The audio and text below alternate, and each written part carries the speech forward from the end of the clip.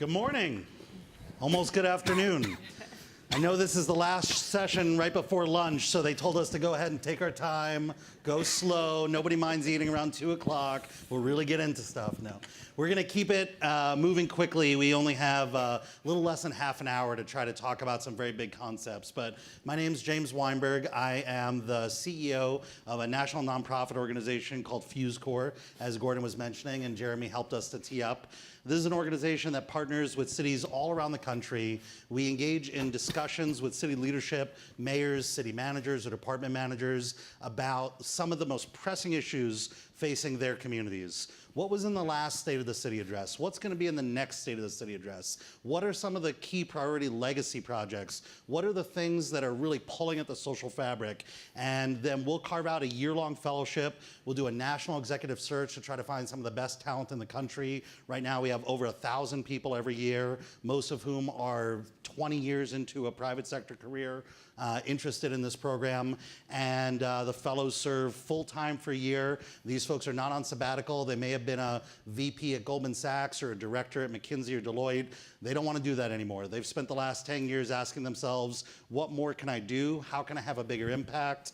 Does the social sector want me? They may never have thought about working in the public sector before, but as we've seen now through 100 projects over 20 cities, the fellows get in and they find they're working with some of the smartest folks that they have worked with. They're working on some of the biggest challenges that they have faced. They're stimulated. The work is incredible, and a lot of the fellows stay on and keep leading in their work. So we have, from the most recent class, we run an annual cohort-based program, 3 incredible fellows, well, now alums, that just concluded that I want to introduce you to, and then we'll get into a brief discussion with each of them. So Gayatri, would you like to start? Yes, sure. Hi, everybody. My name is Gayatri Thaikendil. I just completed my fellowship last September, actually this September.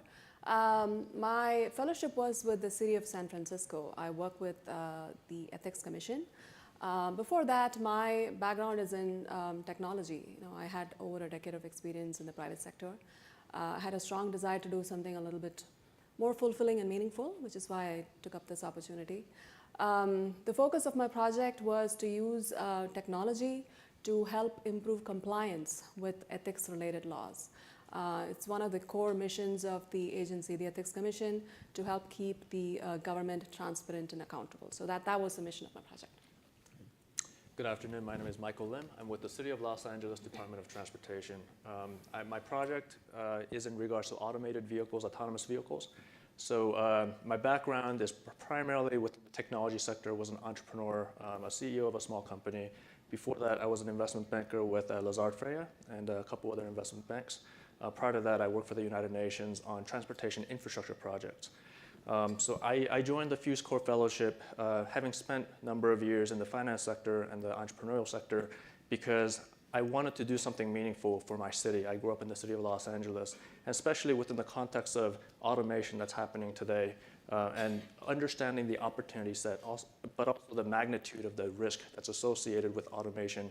I felt compelled to join FuseCorps to do something meaningful in terms of coming up with a strategy and tactical action items and an execution plan for the city of Los Angeles. Hi, everyone. My name is Veronica Jordanese, and I just completed my fellowship with the City of Long Beach. My role there was to lead the city's national effort in response to President Obama's call to action to change the opportunity gaps and outcomes for boys and young men of color.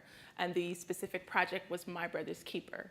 My role was to write the implementation plan, but as you will see and hear from us, we end up taking on many other challenges as part of our scope.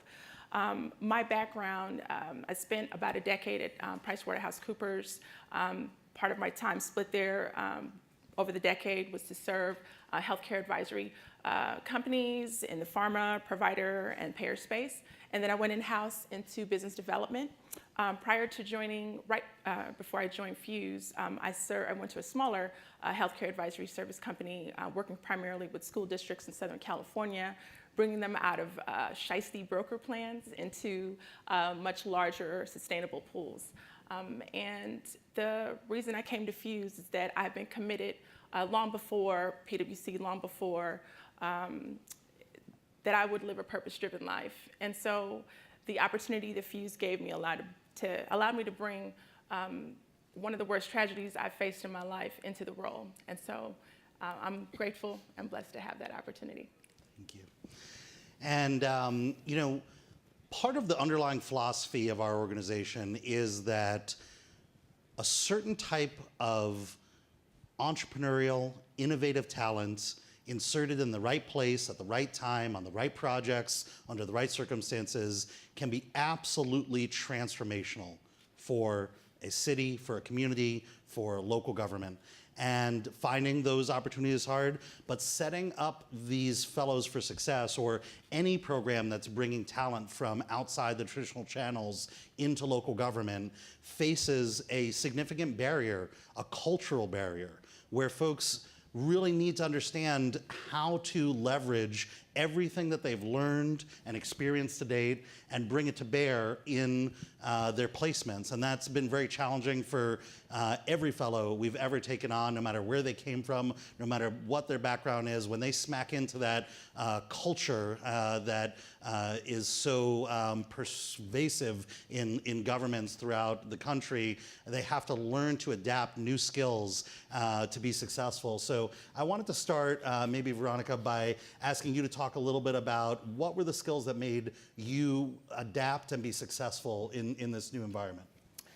I think one of the biggest things is just really my personal story that I brought to the work.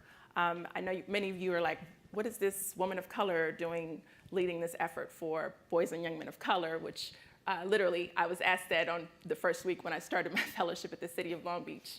I have a young brother who's been incarcerated since he was 15 years old. And part of the reason that he is there is because he's responsible for murdering our mother. And so when you walk into a space and you have to validate the work that you do, I learned that part of my experience, part of the decade that took me into this Fuse Fellowship is really the training that I went through working at what I told my city folks, the corporate military style of working at PwC, of being almost locked up in a room for 3.5 months in the Middle East working on a project because you've got to get it done. And in the process of that, I had the opportunity to be trained under the leadership of a lot of folks, and learning project management, learning how to work with crazy people, learning and personalities. Present company excluded. Yeah. Exactly. Learning how to work under tough deadline schedules, and I brought all of that urgency into the role. And I think the most important thing is understanding that I was working with people who truly, really wanted to be there and who were committed to the long-term efforts of the work that was happening on in the city.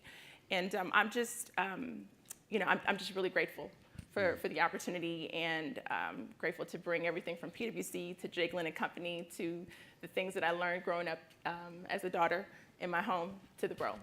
Thank you, Veronica. And Michael, at LADOT, I know you faced a really different culture to a certain extent than ones you had experienced before. What were the 2 or 3 things that you really drew upon to be successful? I would say the project that we're engaged with at the moment with LADOT, automated vehicles, it's something that it's a new technology that's evolving very quickly. It's an innovative technology that the government is not fully equipped to deal with at the moment. So my background as an entrepreneur allows me to have a certain mindset that I can share and inculcate to the city around lean startup methods or design thinking, or being able to test things or assumptions that are critical to mitigate risk that's associated with rapidly changing technologies. So I would say that's one aspect of it. When it comes to deploying technologies in this kind of environment, financing is also a key issue. So being able to have this background as an investment banker, being able to understand how to structure PPP financing or venture financing or risk financing or bringing risk capital to the table, those are some of the things or the knowledge that I gained having been a financier. So that's something that I was able to share with LADOT as well. That's great. And allowing the fellows to be able to be successful, making sure that they have the transferable skills necessary is one aspect of the importance of this work. Another is the recognition that if you utilize a fellowship program, a lot of the cities we work with say, well, why wouldn't I just hire somebody? Why do I need a Fuse fellow? And I say, go ahead, you can hire someone, that's fine. The cost is about comparable. You could spend a year waiting for your civil service process to approve that role. The level of talent that your city recruits is probably not comparable to the way that we do a full active national search, and the fellows will get a lot of training and support. But all of that is almost incidental to one of the framing elements of what a fellow is. A fellow, especially our fellows, are fully embedded in local government for a year. They have a city badge, they have a city business card, they have a desk, they have city email on a city computer, they pick up a city phone and say hello, but they don't work for the city, and they're not part of the formal chain of command. And when they can advance the goals of their project by playing as a representative of the city, they do.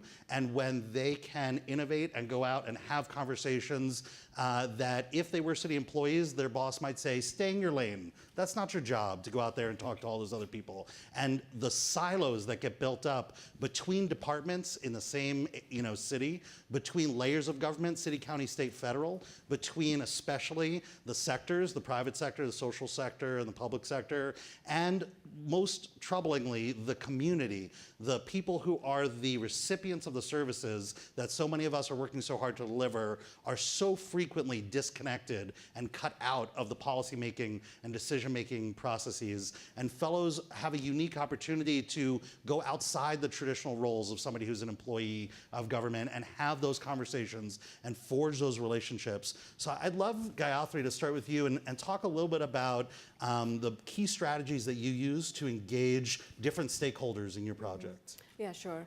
The type of projects that we work on involve innovation and transformation. And what that means is, you need to get all of the ideas out from all the stakeholders involved. And you need to get their buy-in as well. So that means building those relationships. Some of the approaches that I used in my project early on are first mapping out all of the stakeholders. It's a simple exercise, but really looking at the landscape of all of your internal and external stakeholders and trying to identify who are the key stakeholders that you need to engage with. The other thing is, so you've mapped out the stakeholders, it also helps you prioritize the work that you're trying to do, which means, getting all of their ideas and having a productive discussion with them, In my case, I had champions who were very supportive of my effort, which greatly helped. I went on listening tours to make sure that I had a framework to capture all the ideas. In the case of external stakeholders, on my project, one of the things that we tried for the first time was getting voice of the residents into the process. We did a concept called resident testing, which is basically putting your service out to the public and helping them provide feedback by getting them to participate in the process. This was a very helpful approach for my project. So those are some things that I've tried which were very effective. That's great. Veronica, do you want to weigh in on some of your strategies to engage stakeholders? Absolutely. The most important thing is lunch. I just want to premise that the city of Long Beach did a lot of work already in the space long before they answered the call to action. And so they already had a list of about 50 stakeholders for me to start with, which included everyone from internally from the police department to the city prosecutor's office to the library. And so part of my role, because I had a very internal and external facing role with community-based organizations as well, we would convene. But part of my strategy was to also convene in smaller groups. I was able to get a lot more information utilizing some of the training I received in management consulting, is really to sit down with folks to make sure that what I received as the background document around the current state actually was the current state. And so I spent a lot of time rescoping and making sure that what I came to do was actually what I was being asked to do, and I wanted to hear from the folks on the ground. I think one of the many challenges in a lot of the work, and we talked a little bit about this with some of the folks here in the room tonight at dinner last night, was the importance of engaging the voices of the folks that we are trying to serve in our communities. And so I wanted to make sure that, Long Beach, which represented, a diverse population, we wanted to make sure that the Latino population had a voice in the work, and the African American, and we also had a huge Cambodian population as well. So engaging stakeholders at all levels, no matter how big or small, was very important. And so we did that through routine meetings. Prior to me leaving the city, we also wanted to initiate a communication plan around having a newsletter, because there's so many critical pieces when you are the one shop to convene stakeholders. Everybody wants to know what's going on. And having a communication pipeline was very important. So constantly communicating, not only with my stakeholders on the project, the stakeholders who were going to be providing me input to write the implementation plan, as well as our young men who were there to serve in the community. Thank you. One last point that we have fairly limited time today, but I wanted to make sure to give some of our fellows a chance to touch upon is the sustainability of the impact. So we often get asked by our city partners, by others, is a year enough? Is that long enough? I mean, especially when you look at some of the projects that we've had fellows tackle. You're in charge of climate change for New Orleans. Good luck. You're in charge of the opioid epidemic in Pittsburgh. A year, whatever you can do in a year, that would be helpful. You have homelessness in Los Angeles, have fun. A year is not enough to solve a problem. A year is enough to build momentum, to lay out new strategies, to be an agent of change management, to have mind shifts around priorities, about the tools that are being used, about the sharing of information, about breaking down some of those silos and getting data being shared across, doing more collaborative budgeting to figure out whether or not the city is actually utilizing its best resources in the best way, because nobody's been paying attention to the fact that all of the workforce development dollars are spread out over 18 different entities that don't talk to each other. So a fellow can be catalytic at moving things forward, but I say to all the new fellows on the first day of orientation, no matter how successful you are in your fellowship, if it all ends on the last day of your year of service, you have failed.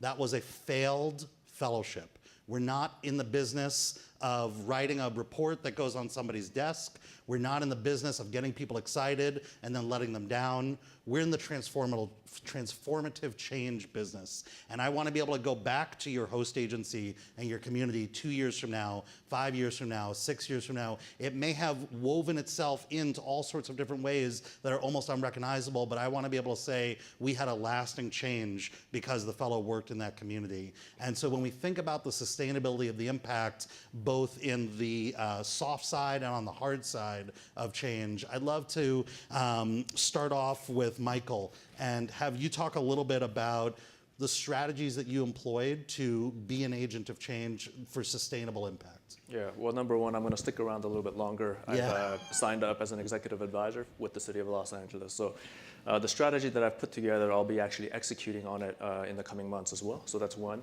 But in terms of preparing the city for long-term sustainability, there are a couple things that I thought about. I would say number one is capacity building. So as I engaged in the work, making sure that folks are involved with me, that I attend meetings, convene workshops, and various others so that people can learn about the work that I'm doing so that they can come along on the journey with me. Second thing is setting up an apparatus that can stay there even after my departure, and securing resources to maintain that apparatus. And to dig a little bit deeper into the apparatus that we've been working on, it's a tripartite apparatus, and in the City of Los Angeles, to ensure that the AV project is sustainable even after I leave. Number one, we're looking at the department itself, trying to create a structure within the department. We're calling it a secondary operating system, which would enable folks that are engaged in day-to-day work, but still able to take some time away from the core work that they're doing to be able to engage in innovation work. So that's one. Number two, we have a partnership with a coalition within the region, which consists of LA DOT, along with LA Metro, the Southern California Association of Governments, and Public Works, and various others, to ensure that this apparatus can also help regional coordination when it comes to policy work and also deployment and piloting work. Thirdly, we are in the process of setting up a platform, an incubation platform of sort, which would enable us to partner with OEMs and startups and research community to be able to engage in various different rapid co-creation processes when it comes to AV deployment within the city of LA. Great, great. And Gayatri, do you want to share a little bit on that as well? Just quickly add to what Mike was saying. So when I think about sustainability, I think of two things, right? One is you need to continue the vision. You need somebody to champion that vision. And second is you need to lay the foundation for all of those activities to continue. So in my case, I have a host agency that's very open to new ideas and open to change, which is great. Midway through my fellowship, I had started looking at the activities, tasks, and processes that needed to continue. And my goal was to help identify resources and people who can continue that work. Luckily for me, I got the opportunity to continue with the agency. So I am working as a chief programs officer. So I'm going to be leading a lot of the ideas that I came up with, and I'm really looking forward to that. That's great. So as we start to head into wrap up, I thought it'd be great. These fellows have such rich and interesting experiences going into the program, during the program, and coming out of the program. Maybe just to offer some closing thoughts to you based upon the experience that they've had. So Veronica, do you want to maybe start us off? Sure. Thanks, James.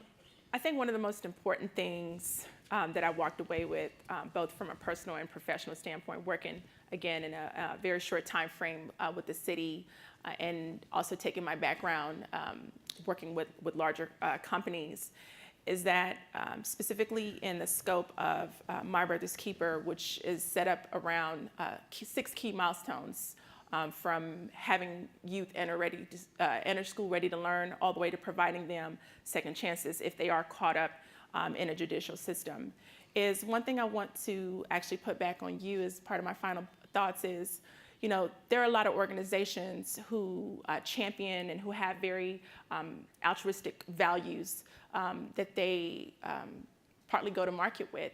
And what I found challenging is that working environments where the values don't necessarily line up with the policies and the practices. So for instance, in really all of the cities, there were about 250 cities that answered the call to action to give and close the gap for boys and young men of color. However, as far as second chances go, policies are in place that don't offer individuals who are formerly incarcerated, who are coming back out into the workforce, a second chance, because policies say that you can't hire someone who has a record. So, and I'm just using that, again, from a scope of my work, but overall, how do we have organizations really walk the walk that they are saying that they value, and having policies and practices in place to reflect that? Michael? Yeah, and as for myself, I would say the key area of focus is talent and people. So programs are driven by people and talent, skill sets. To the extent that cities can focus on procuring the right kind of talent, enabling the right talent to be at the table, to make decisions, drive programs, I think that's a very important area for us to be focused on. Whether that be through a fellowship program or something else in the interim, maybe finding employees within the organization that has or that have desire to engage in these type of innovation work, or if it means that cities come up with better ways to, or coming up with better civil service categorization, so that they can procure talent from, say, autonomous vehicle technologies to data science and so on and so forth. I think it's important for us to focus on getting the right talent at the table. Catherine? Before I did this fellowship, I didn't have a lot of exposure to government agencies, I think, other than just DMV. When I started working on this project, I started hearing from people and friends that, okay, it's a government service, it's just a government service. It was clear that some people don't necessarily have a lot of expectations in terms of quality of our service, right? But then inside, working in the government, I see a lot of people with great ideas, passion, and people who really want to make things happen, So my recommendation is, connect with people, connect with those ideas, and let's provide services to people that they want to engage with and that they feel proud of. So. Thank you. And I guess for my own closing thoughts, I would say, and I'm really preaching to the choir here, there's nothing I can say that I don't think I'd have robust agreement with, but I reflect on where we've been as a nation, particularly over the last year. And this is not a partisan perspective. It's just, it has been a scary, upsetting, tense, uncertain period of time for this country. We're learning more and more about some of the social dynamics that maybe we have been paying less attention to, but we're always there. We have things that are getting stirred up, that are challenging the very fabric of our society. We have a sort of historic level of potential animus between local government and federal government, and I don't know where that will go. It's concerning to a lot of our city partners and their senior leaders. It's concerning to a lot of our staff and our fellows. It makes our work hard. The work was always hard. Change is hard. Changing significant institutions with long legacy histories to think about doing their work differently, to keep pace with a rapidly evolving society, one that is influenced by globalism and technology, population explosion, and climate change. This work has been hard, will be hard. It feels harder now than it ever has been. But I am encouraged every day because even though it's harder, it feels more important than it has ever been before. Over the last few months, I've been dialoguing with a number of our mayors, and they say we have to keep doing this. And that this is bringing more talent in, making our organizations more responsive, more adaptable, more flexible. We need to keep up with the changes that we're facing. If you think we've dealt with anything now, just wait. The next 5 years, the next 10 years, the next 50 years are going to require us to completely reevaluate the way we deliver social services, the way we build infrastructure. The Rockefeller Foundation estimates that 1.4 million people are moving into cities every single week, 52 weeks a year in and year out. That's more than 3 times the population of the city we're sitting in right now, moving from the countryside into the city. We live in an increasingly urbanized world and country. I've also seen estimates that 80% of Americans live in major metro areas. California, where we do a lot of our work, is the most urbanized state in the country, where almost 90% of people are living in cities. We have to get cities right. We have to make them more agile. We have to give them the talent and leadership and bold ideas that they need if we want to be able to sustain our civil society moving forward. So I know that that's a call that all of you are answering. I'm so grateful to have my colleagues in that battle with us. I'm grateful that we're joining with you in it, and I look forward to everything we're going to do together over the coming years. Thank you very much. Thank you.